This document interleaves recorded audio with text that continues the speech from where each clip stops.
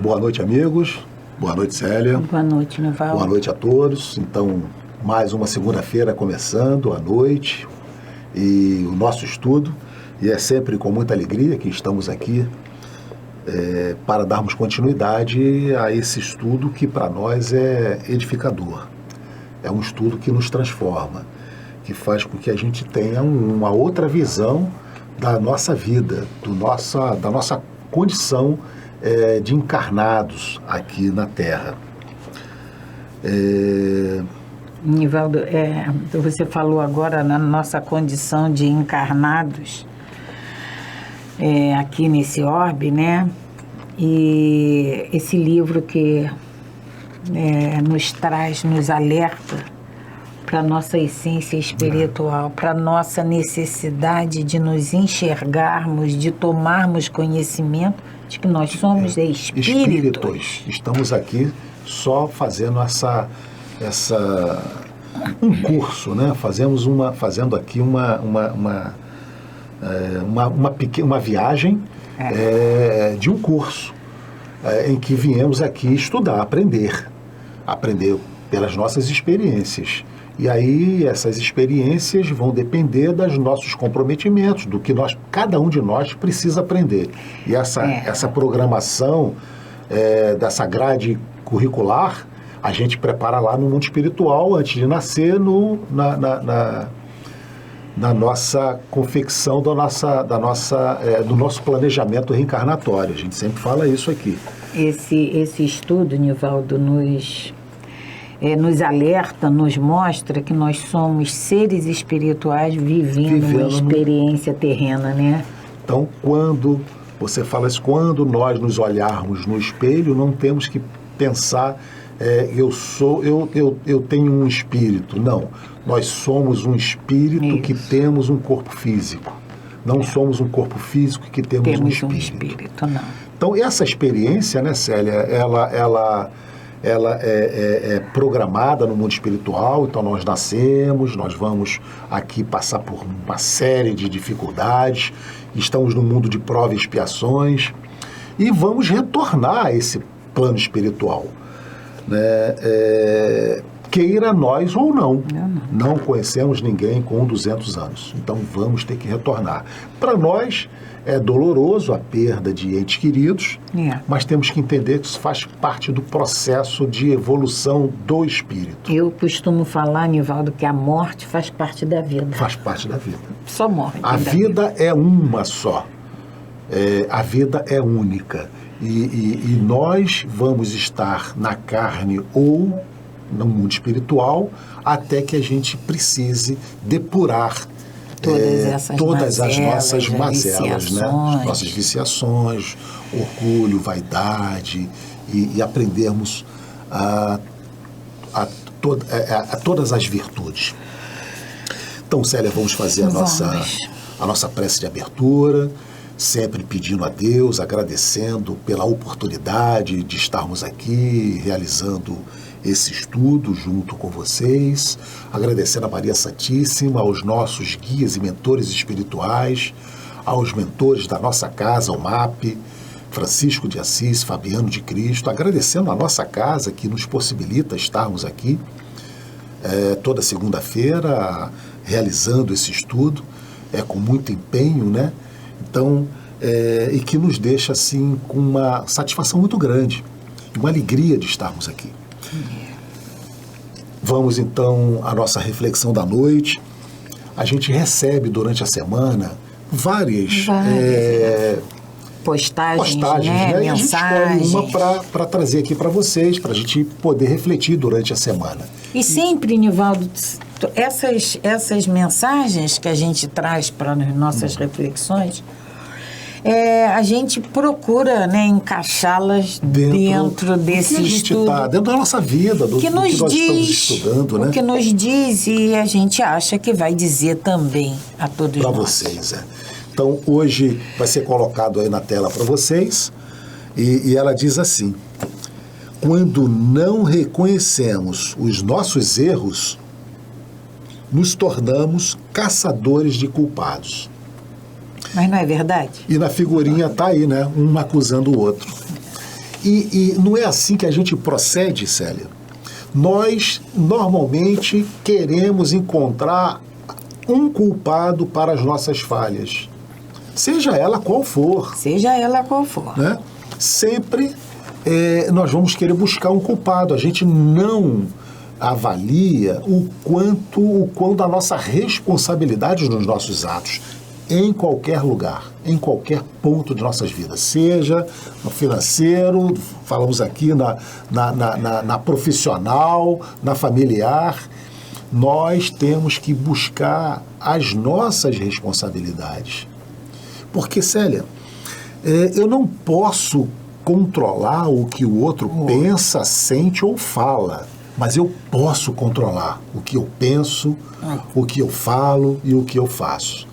Então, eu não tenho que culpar ninguém por nada, eu tenho que fazer a minha parte. Porque por mais orientação, Nivaldo, que a gente receba sobre tomar uma determinada posição, tomar uma determinada decisão, por mais conselho, por mais orientação, por mais crença que a gente tenha em quem nos está dando essa orientação, esse conselho, a decisão de fazer ou não fazer é nossa. Perfeitamente. Então a gente tem que... você foi o culpado. A gente tem que acabar com isso. Você foi o culpado, não foi. A gente coloca a culpa na chuva, a gente coloca a culpa no vizinho, no obsessor. No obsessor. Né? Esse obsessor é que está me prejudicando. A culpa é dele. A gente coloca a culpa nos nossos vizinhos, no amigo do trabalho, no cônjuge, mas a gente precisa buscar a nossa responsabilidade. Quando é que a culpa vai ser nossa? Nossa. Quando é? Quando será? Quando a gente entender que o que vai movimentar a minha vida sou eu, quando eu tomar posse das minhas decisões, eu vou parar de culpar o outro. Então vamos lá no nosso estudo, vamos retornar, que essa parte, ela é uma parte muito interessante para o nosso dia a dia, no né? capítulo 9, né, Célia? Ainda que está falando no capítulo aqui 9. no influência dos espíritos nos acontecimentos da nossa vida. Da nossa vida. São eles que nos influenciam, são aí as decisões, o que nos acontece, são eles que fazem, a culpa é deles. Vamos aí para a última pergunta desse tópico, né? Então, na 535, Kardec pergunta assim: quando algo de venturoso, ou quando algo de muito bom, quando algo magnífico nos sucede, é ao Espírito nosso protetor que devemos agradecê-lo? Primeiro questionamento que a gente tem que fazer, a gente agradece?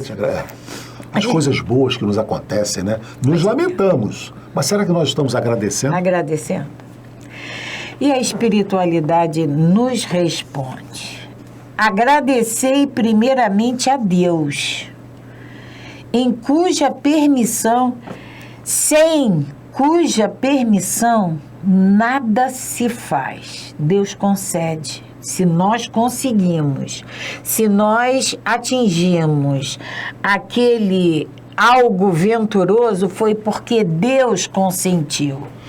Depois, aos bons espíritos que foram os agentes da sua vontade. São os intermediários. A gente tem a mania, Nivaldo, de falar assim: eu agradeço ao meu pai, eu agradeço à minha mãe, eu agradeço. Aí eu deixo de agradecer, por exemplo, a minha madrinha. Aí ela fica melindrada, porque como que você agradeceu a todo mundo não agradeceu, e menos né? a mim? O mesmo não acontece com esses amigos espirituais. Não acontece. Porque quando obrigada meu mentor, obrigada meu irmão, obrigada meu amigo, eu estou agradecendo a um agente da vontade de Deus. Ou seja, eu estou agradecendo a Deus. E esse agradecimento, isso aí eu não li em lugar nenhum não, Nivaldo. Não. Esse agradecimento, para mim, ele não precisa ser representado por palavras. Obrigada, Pai. Ele pode ser representado pelo sentimento. Sim. Aqui dentro, brotado Célia, aqui dentro. Jesus diz, né, quando ele fala, né, quando nós tivermos assim, entrarmos no nosso quarto interno, isso, falarmos para nós mesmos, né? E há uma música que eu gosto muito, que é aquela que diz que, Roberto Carlos, eu acho, né? Ele diz que para a gente orar, não precisamos falar, podemos orar em silêncio, porque Deus nos ouve os nossos pensamentos. Então não há necessidade mesmo, não, Célia. Você pode simplesmente agradecer com o sentimento. Com os nossos sentimentos. Os nossos sentimentos. Mas o mais importante de tudo é agradecer sempre, tá? E aí tem a 535A. Que sucederia se nos esquecêssemos de agradecer? O que sucede ao ingrato. Tem uma passagem no Evangelho, no outro dia eu até li na nossa reunião, como a espiritualidade age, e aí tem a ver com o nosso estudo da semana passada, como eles agem conosco. Um homem está no deserto, já com as forças se esvaindo, já não aguenta mais, e ele pede ajuda. Meu pai, me ajuda. E aí ele é intuído a se levantar e a pegar o caminho, um caminho, por exemplo, o caminho da direita. Ele se levanta, com muito esforço, ele se levanta e pega esse caminho. Cambaleante, aos trancos e barrancos, mas ele pega esse caminho e dá de frente com o oásis. E ali ele vira e fala assim: como eu sou inteligente. Se eu não tivesse essa força de vontade para levantar e prosseguir até aqui, eu estaria morto. Essa é uma reação. A outra reação: obrigada, meu pai, obrigada, amigos espirituais, por ter me intuído, né? Inspirado, em ter seguido do lado direito. E ter me trazido até aqui. Então, são as duas maneiras que a gente tem de agradecer. Uma é com a ingratidão, porque nós temos que nos conscientizarmos de que nós, sem eles, não seríamos nada. Célia, nós estamos falando aí de ingratidão. Ingratidão, né? E há aquela, até uma, de certa forma, né, uma brincadeira, mas que representa muito bem isso, né? Alguém está num carro e procurando um estacionamento, uma vaga, né? E ele pede a Deus, né? Puxa, meu Deus, eu precisava tanto de arrumar uma vaga aqui, tá tão difícil estacionar. E quando ele está fazendo aqui o pedido, já aparece alguém saindo. E aí, imediatamente, não precisa mais não, que já apareceu uma. Quer dizer, exatamente. Como nós somos ingratos. Como nós somos ingratos, né? Então, que a gente pare para pensar e agradecer mais, né? A tudo que a gente recebe. Mesmo que não seja exatamente venturoso, aquilo que a gente estava esperando, né, Célia? Um alimento, por exemplo, do dia, a gente muitas das vezes, né, reclama do que estamos nos alimentando, aquela comidinha muitas das vezes simples, mas a gente agradeça porque nós estamos nos alimentando. Talvez não seja exatamente o prato que nós gostaríamos, mas é o alimento que vai necessário para nos manter vivos, né? Que a gente agradeça a Deus por essa refeição. E a 535 ainda tem o desdobramento da letra B. Na letra A ele pergunta, né? Se não agradecêssemos. Somos ingratos. Somos ingratos. E na letra B Kardec pergunta assim: no entanto, há pessoas que não pedem nem agradecem e às quais tudo sai bem. Olha só, é bem comum isso em nossas vidas. Eu não peço nada, eu não agradeço nada, mas tudo que eu faço dá certo. Aí a espiritualidade nos responde: assim é. De fato. Mais importa ver o fim. Pagarão bem caro essa felicidade de que não são merecedoras.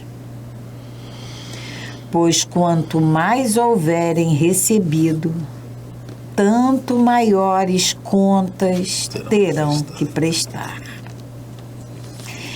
E aqui, assim é, de fato, mais importa ver o fim. Pagarão bem caro essa felicidade de que não são merecedores. E aí a gente lembra que a gente tem o que a gente merece. Se tudo me sai bem, eu tenho que parar para pensar que isso não é à toa. Isso tem um propósito, isso tem uma finalidade. E é essa finalidade útil que eu tenho que procurar. É minha obrigação procurar. Eu preciso empregar tudo isso que me é sucedido, que me é concedido, sem que eu peça, sem que eu faça nada.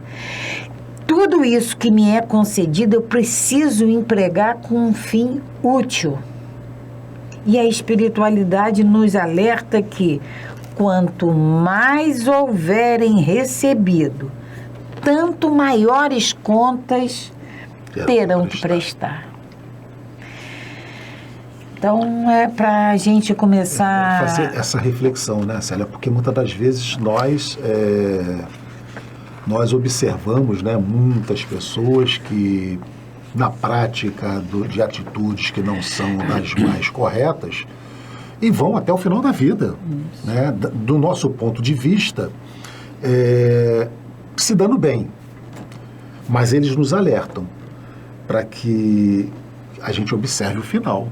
E esse final, muitas das vezes, não precisa ser nessa encarnação, não. Porque essas dívidas nós levamos para as outras vidas. O nosso problema, Nivaldo, é que nós somos imediatistas. A gente quer ver agora. Eu quero ver esse final agora. Nós teremos esse final, não precisa ser agora nessa encarnação. Mas a gente quer agora.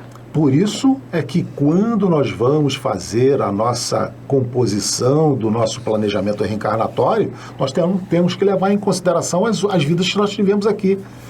O que nós temos que nos acertar. Por isso. Porque muitas das vezes nós levamos questões sem estarem resolvidas. Então precisamos retornar para prestar conta do que nós não fizemos corretamente em encarnações passadas. A gente vai para um outro tópico, né? Agora, né, Célia, a gente vai começar um outro tópico que é a ação dos espíritos nos fenômenos da natureza. Que é outra coisa muito interessante, que a gente tem tido aí chuva, terremoto, maremoto, tsunami, a gente tem tantas interferências da natureza, chuvas... morro desabando, né? Exatamente, enchentes. Tivemos agora esse ano, né? Regiões com enchentes. Tivemos o tsunami em 2004 lá na Indonésia, com 230 mil mortes.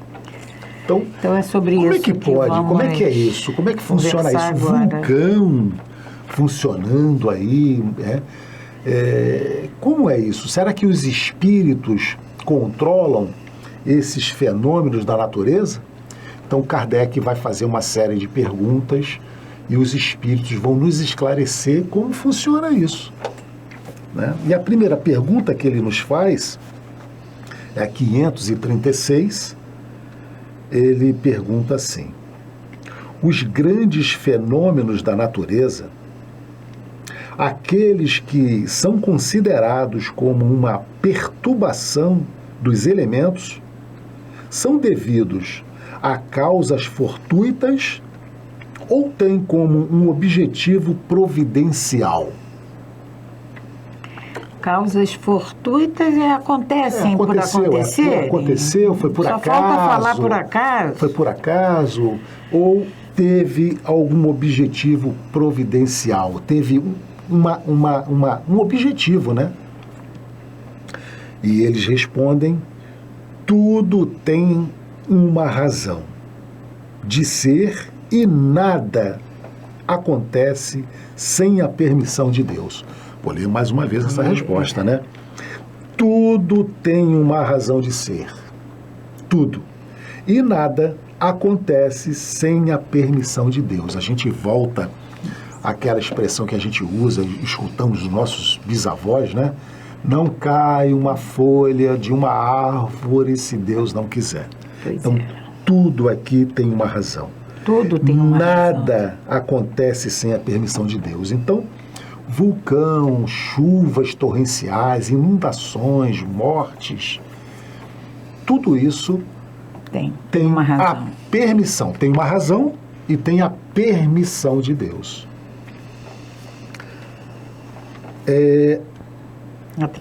A 536. No item A, Kardec pergunta: esses fenômenos sempre têm o homem por objeto? E eles respondem: algumas vezes tem para o homem uma razão de ser direta, mas frequentemente também só tem por objetivo o restabelecimento do equilíbrio e da harmonia das forças físicas da natureza. Então, ainda tem um desdobramento item B, mas então esses fenômenos eles podem ter um objetivo realmente de acerto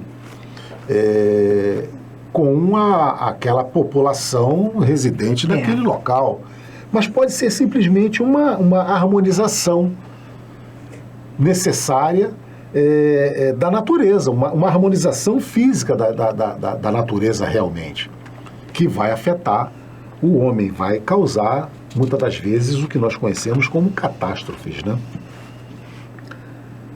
E a gente recorda aqui, né, Célia, eu anotei, a gente falou do tsunami da Indonésia, com 230 mil mortes em 2004.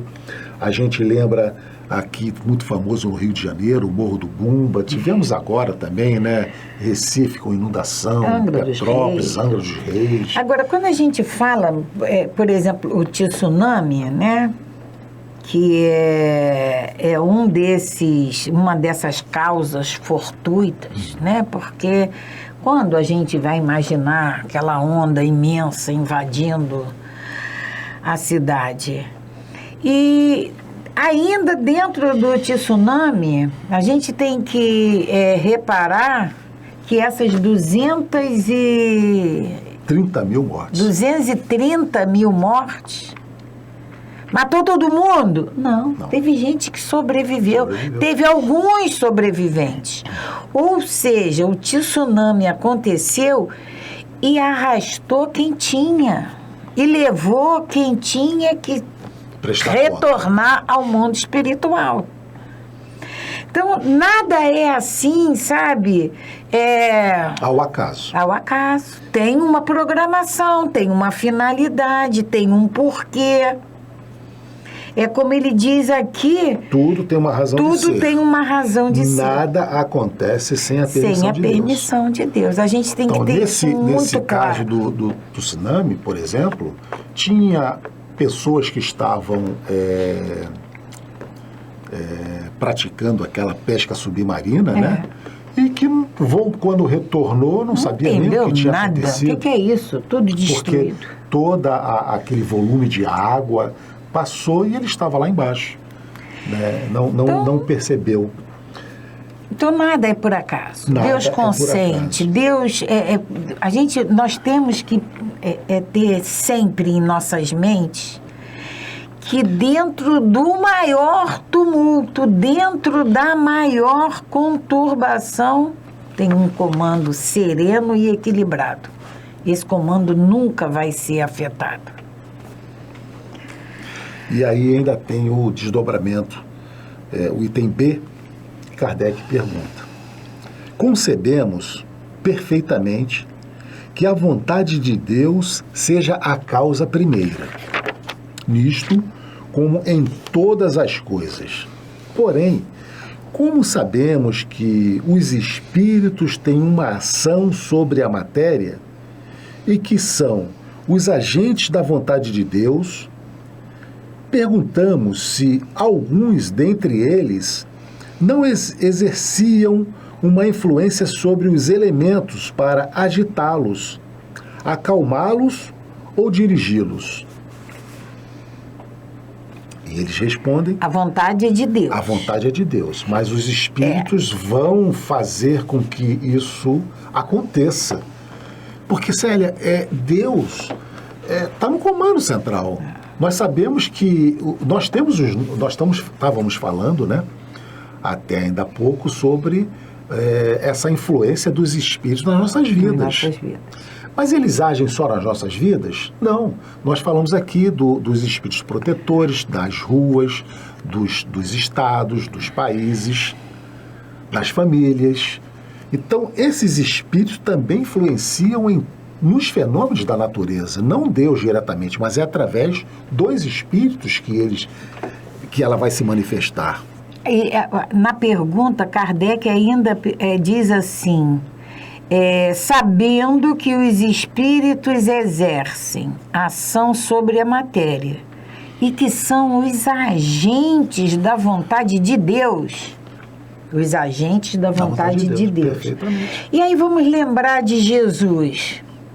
Quando ele esteve aqui conosco, ele nos falou: eu e o Pai somos um. Por que ele falou isso? Porque ele fazia fielmente as vontades do Pai. E assim são esses agentes, esses espíritos. Agentes de Deus. Então, se tem que agitar, se tem que acalmar, se tem que dirigir, eles vão realizar esses atos de acordo com a vontade de Deus. Mas eles realizam. Então, eles respondem, mas é evidente, nem poderia ser de outra maneira. Então, está respondendo o que diz lá a questão B. É que Kardec que os pergunta, espíritos né? são os agentes de Deus, né? Então, mas é evidente, nem poderia ser de outra maneira. Deus não exerce uma ação direta sobre a matéria. Ele tem seus agentes devotados em todos os graus da escala do mundo. Então, falou em escala. Porque nós sabemos que Deus está aqui, Jesus é o governador do nosso orbe. Abaixo de Jesus, nós temos os espíritos protetores de cada país. Aqui nós temos Ismael no Brasil. Mas Estados Unidos, Argentina, Peru, cada um tem os seus protetores que prestam conta a Deus. Quando a Célia disse que Jesus disse que eu e o Pai somos um, muito de nós entendemos errado. Nós é que não sabemos. Né? Pois é, a gente vai entender que Jesus é Deus. Jesus é Deus. Muita gente imaginou que quando Jesus disse eu e o Pai somos um, que ele era um só, ele era Deus. Né? E até hoje imagina-se algumas religiões, imagina-se que Deus e Jesus é a mesma pessoa. E não é. Quando ele disse que eu e o Pai somos um, é porque ele obedecia às ordens de Deus. Ele executava exatamente o que Deus assim o determinava. E como a espiritualidade nos diz, ele encontra agentes dedicados em todos os graus da escala do mundo. Então, essa escala do mundo É por isso que quando a gente leu lá do agradecimento, foi no programa passado, sobre agradecer a Deus, aos nossos protetores, é uma escala que vai subindo e chega na vontade de Deus, na concessão de Deus. Então se cumpre, na verdade, o que Ele concede, o que determina que tenha que acontecer. A gente precisa ter essa clareza. Nada acontece sem a permissão de Deus. Mas que a gente também tenha esse entendimento dessa escala, né, Célia? Dessa escala, que nós temos os nossos anjos guardiões, os nossos espíritos amigos, os familiares, e aí temos essa escala que vai a Ismael, Jesus e Deus. Quer dizer, isso é o que a nossa inteligência, a nossa mente consegue alcançar, né? E aí tem uma pergunta que nós temos, eu acho que você falou aí, né? Quando nós agradecemos ou pedimos a Deus. E Deus, evidentemente, não vai interceder diretamente, mas Ele vai ordenar aos espíritos mais próximos, os seus agentes, que nos auxiliem. Isso aí nos livros de André Luiz tem relatos, vários relatos de mães, né, de pessoas que intercedem por seus amores, por seus entes queridos, e pede ao Pai. E esse pedido ao Pai cai no departamento, né? Chega nos espíritos que estão no controle, aqueles que podem interceder e ajudar. Pois é. Então não é Deus que age sobre a matéria. Né? Tem essa escala. São os espíritos que estão seguindo as suas ordens. Só quem não segue as ordens do Pai somos nós.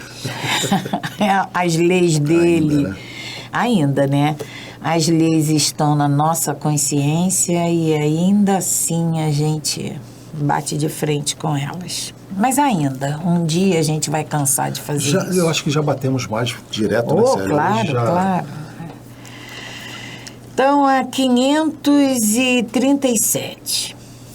A mitologia dos antigos se fundava inteiramente em ideias espíritas, com a única diferença de que consideravam os espíritos como divindades. A gente, quando a gente fala em mitologia, a gente lembra dos gregos, né? Os gregos tinham uma série de deuses. Representavam esses deuses, ou esses espíritos, com atribuições especiais. Não era assim? Deus da agricultura, Deus da guerra, Deus do amor, Deus da beleza, Afrodite, né? Deus do mar, Poseidon. E aí, continuando a pergunta de Kardec. Assim, uns eram encarregados dos ventos, outros do raio, outros de presidir os fenômenos da vegetação e etc. Semelhante crença é totalmente destituída de fundamento. Então, tudo isso é uma grande bobagem, não tem fundamento nenhum essas crenças. E a espiritualidade nos responde: tão pouco destituída é de fundamento que ainda está muito aquém da verdade. Então, a espiritualidade nos diz: tão pouco é destituída de fundamento que ainda está muito aquém da verdade. A verdade ainda não é essa. A verdade vai ser algo mais concreto do que esses deuses que a mitologia venerava. E essa questão 537 tem a letra A. Poderá então haver espíritos que habitem o interior da Terra e presidam os fenômenos geológicos? Será que tem? Nós, na época do tsunami, a gente teve uma série de reportagem que nos falava das placas tectônicas, né? Que deslocamento das placas. E aí, sendo que esse livro, no teu tem, esse livro foi 1857. 1857. O tsunami foi agora. 2004. Kardec está fazendo essa pergunta lá antes de 1857, né? 1857. Poderá então haver espíritos que habitem o interior da Terra e presidam os fenômenos geológicos? A espiritualidade nos responde: tais fenômenos não habitam positivamente a Terra. Presidem os fenômenos e os dirigem de acordo com as atribuições que têm. Dia virá em que recebereis a explicação de todos esses fenômenos e os compreendereis melhor.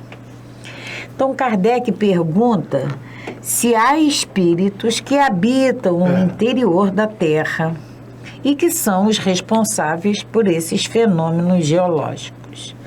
E a espiritualidade está nos dizendo que não precisa habitar o interior da Terra. Esses fenômenos podem acontecer de acordo com a concessão do nosso Pai. Vontade.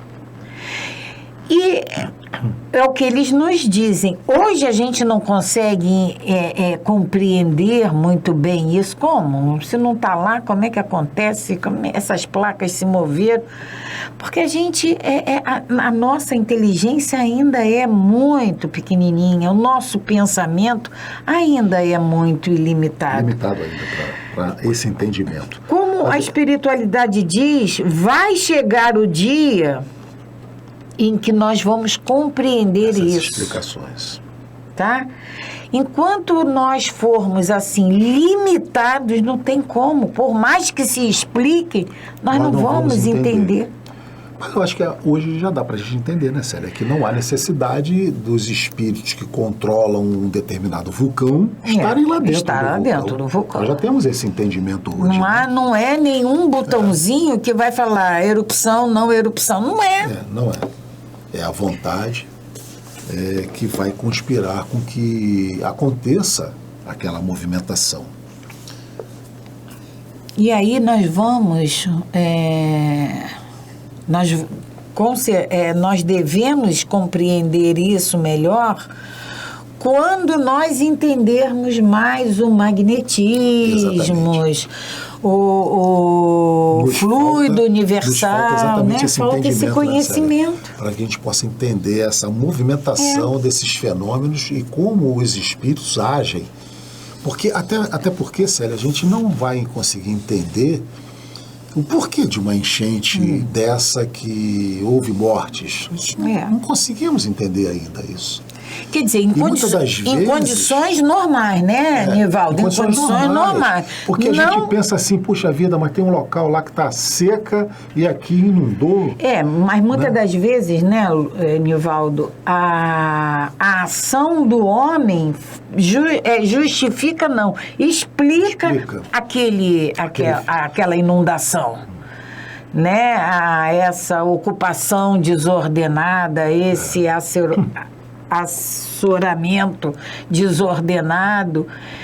Então, em alguns casos, é a ação do homem, né? Mas em outros, não. É a própria natureza realmente agindo, né? E a questão 538.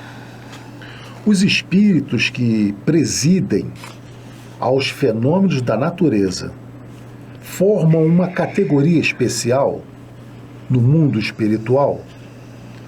São seres à parte ou espíritos que foram encarnados como nós? Então, será que é uma classificação especial?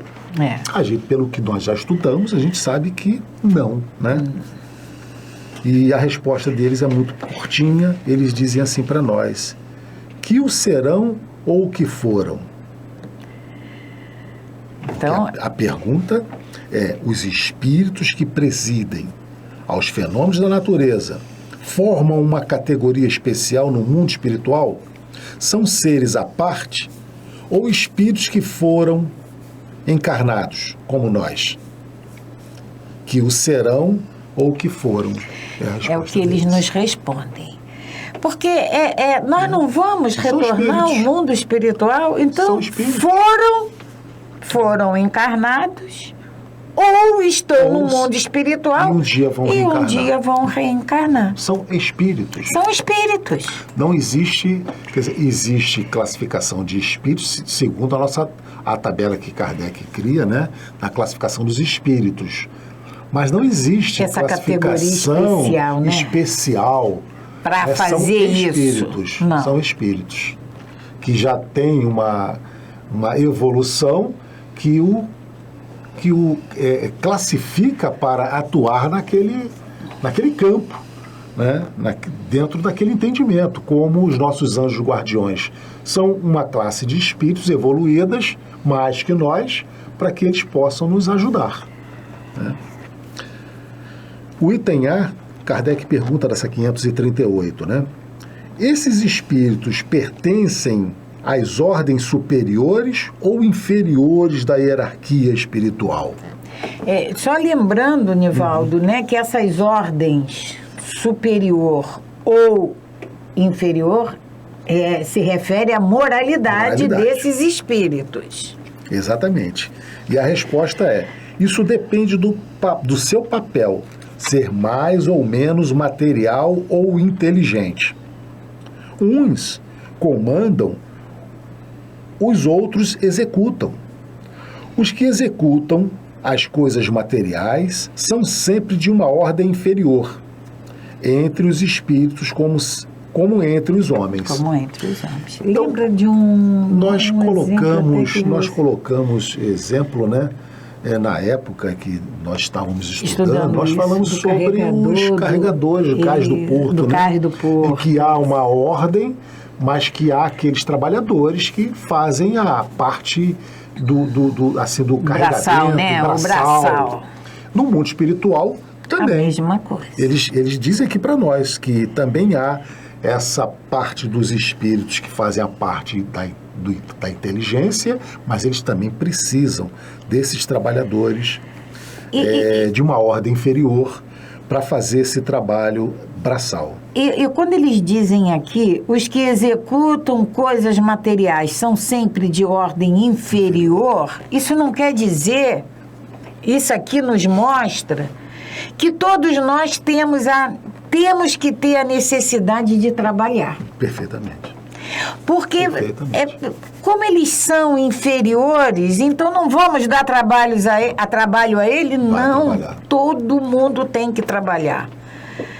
Jesus, quando esteve aqui, ele nos disse: meu Pai trabalha até hoje. Perfeitamente. E a gente quer descansar. A gente quer sombra e água fresca. Queremos nos aposentar e a gente quer morrer para descansar, né? E morrer para descansar. Que é uma cadeira de balanço no céu. Muito pelo contrário. Vamos trabalhar. Eu costumo falar, né, quando eu vejo, agora descansou. Eu falei assim, está errado. Pode ser que agora é que vai começar a trabalhar. Célia, estamos chegamos ao final do nosso estudo de hoje. Então, mais uma vez, são assuntos, né, Nivaldo, que prendem a nossa atenção e o tempo passa muito rápido. Porque são assuntos que falam diretamente no nosso dia a dia, com as coisas que a gente vive. Então, é por isso que esse estudo sempre vamos falar, é muito necessário em nossas vidas. E agradecemos, Pai.